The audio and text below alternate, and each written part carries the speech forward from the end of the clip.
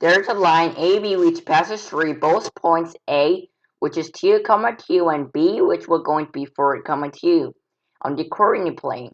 Solve for the range of the A, which will going to be, which makes y is equal to ax squared plus 2ax plus a minus 2, which will going to be the quadratic function passes through it. First, before we solve for this question, we need to think about the graph of the quadratic function.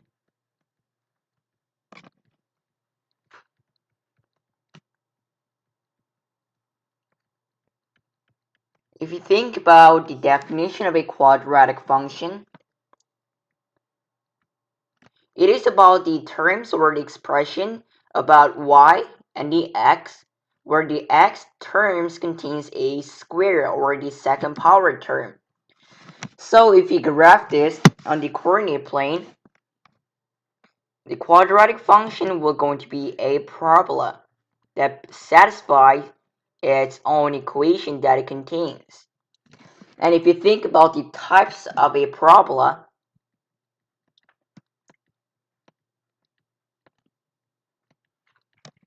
there are two types of parabola, and they are all both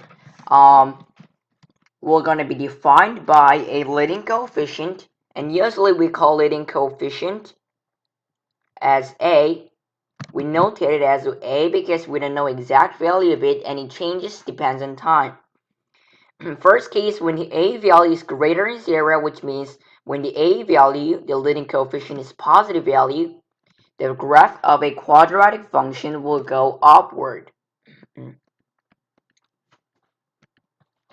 When the quadratic function goes upward, such as in this way, that keeps going toward upward, it will going to contain a specific point, which will going to be a minimum point, or we also call it as lowest point of the graph. This is a case when the a value is greater than 0. The second case of the type of a quadratic function is a case where the a, which will going to be our leading coefficient, is less than 0, which means when it is negative value, the graph, which will going to be a parabola of the function, will go downward.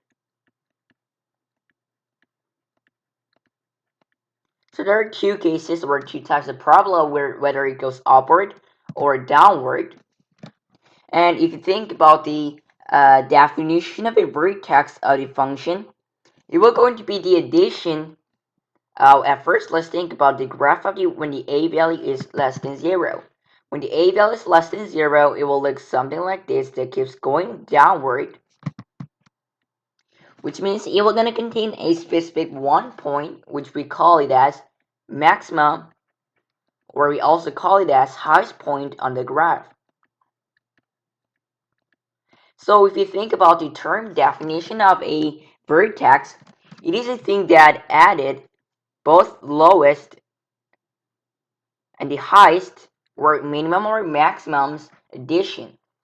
So we can see that the vertex is same thing with adding the number possibility of the minimum point and the maximum point. That's what we call the vertex, and the vertex will obviously going to define by the sign of our leading coefficient, which we usually call it as a. So for graphing the quadratic function, the vertex form will going to be the form that is most optimized when it comes to solving for the vertex as well as drawing the quadratic function. The reason is because for our current graph, which will going to be y is equal to ax squared plus 2ax plus a minus 2.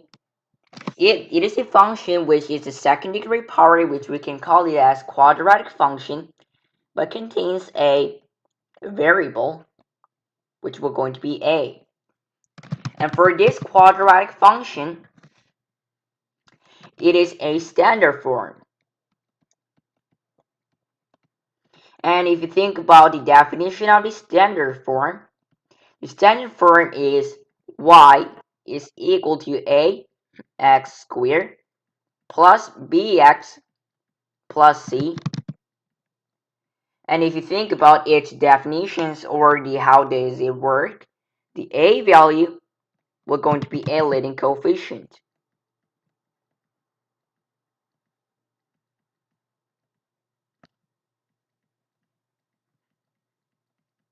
Leading coefficient is same thing with the coefficient that is in the highest power term, which will going to be a in this case.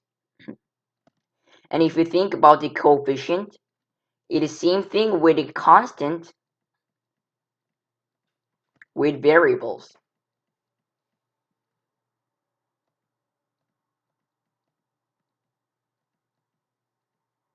And if you think about how the c work,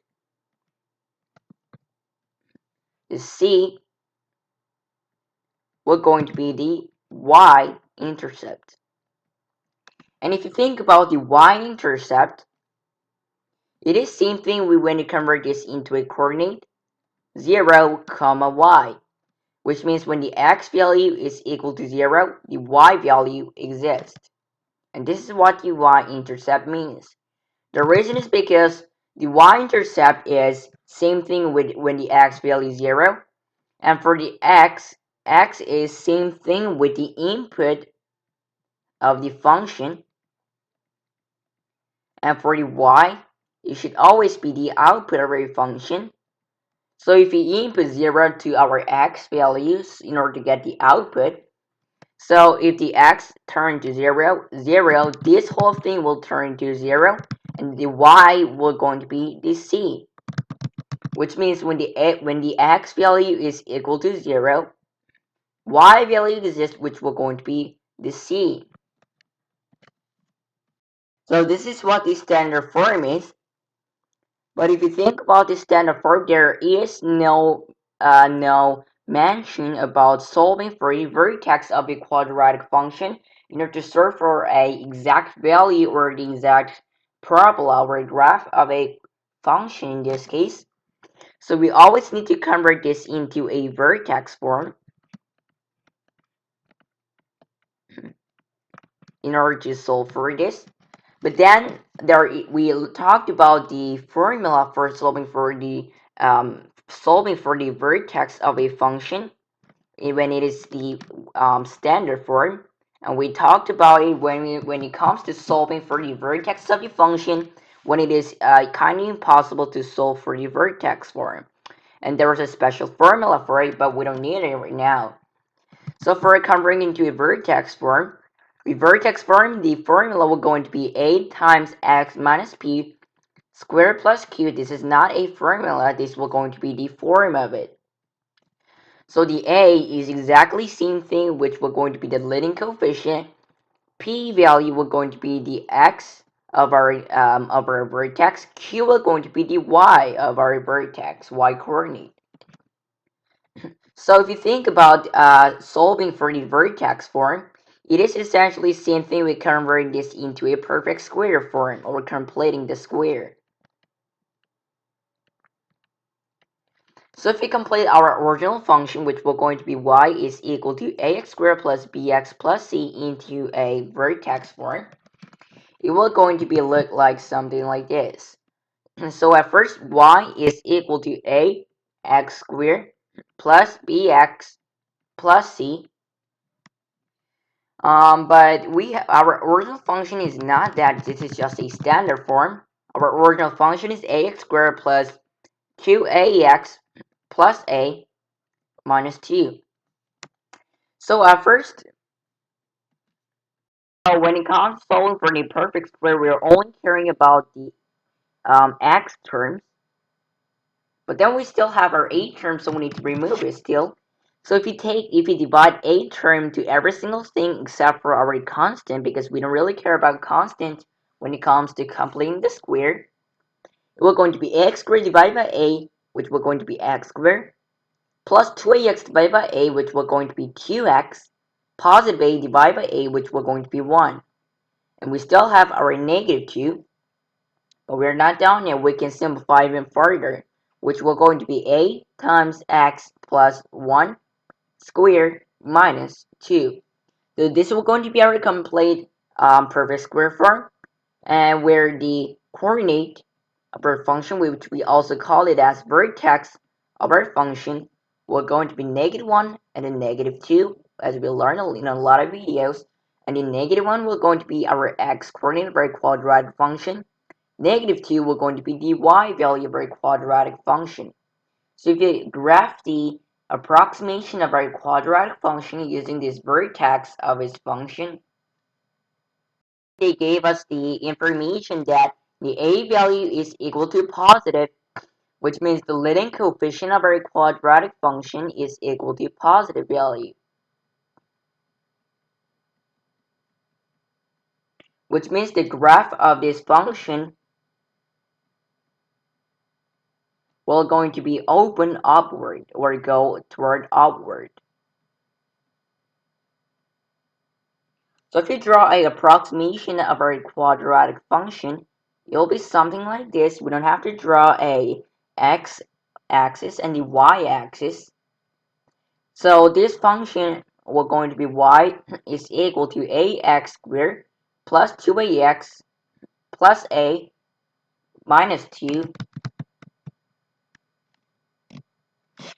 and the graph of our quadratic function will go upward.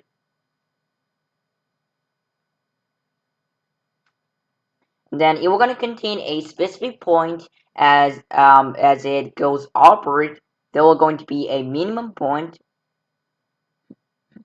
and the minimum point will going to be -1, comma -2. So this is what the quadratic functions, our quadratic functions approximation value will going to be look like. But then we need to solve for the a value that makes this quadratic function passes through the point a, b, so we can just put anywhere on the quadratic function a and b. So let's set this as a, let's set this as b. So there's a straight line right over here. And then if you think about they both pass through, the point a will going to be 2, comma 2, and the point b will going to be 4, comma 2. So we need to solve for the a value that makes this quadratic function passes through our 2 points. So all you have to do is,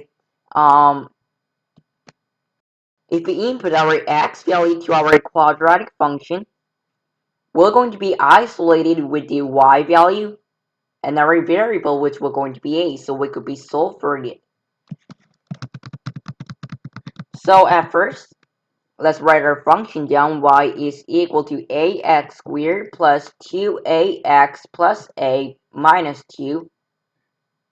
If we input 2 into our function, it will going to be something, but then we already convert this into a vertex form, which will going to be y is equal to a times x plus 1 squared minus 2. So at first, if we input 2 and then 2, at first let's input x as 2. It will going to be a times 2 plus 1 squared minus 2. That should be equal to positive 2. And our positive 2 will going to be the output of our function. 2 plus 3 will going to be turned as 3. Square will going to be positive 9. And then minus 2 will going to be 7. And then we have 7a is equal to 2.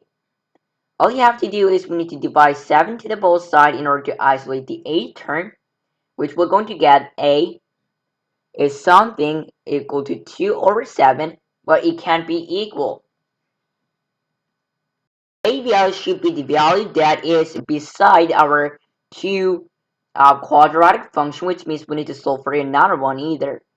And so for 2 is equal to, so if you input the value again as 4 to our x value, we're going to be 2, which we're going to be our y value is equal to a times x. Instead of x, we input 4 plus 1 squared minus 2. 4 plus 1 will turn into 5 squared. We have minus 2 times a. That is equal to 2. 5 squared is 25 minus 2 is 23 times a is equal to 2. And so 23a is equal to 2. All you have to do in order to isolate the A value is to divide all of them by 23. We're gonna get 23 and divided by 23. We're gonna cancel out the a's. A equal to 2 over 23.